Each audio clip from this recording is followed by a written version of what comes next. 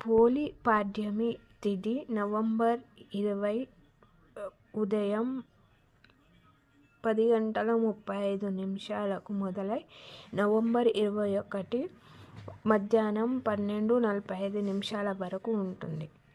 పోలి అనే ఆవిడ ఏ విధంగా స్వర్గాన్ని పొందిందో అదేవిధంగా మనకి స్వర్గాన్ని ప్రసాదించమని శివకేశవులను తలుచుకుంటూ నీటిలో దీపాలని వదలడం నాటి నుంచి వచ్చిన సంప్రదాయం.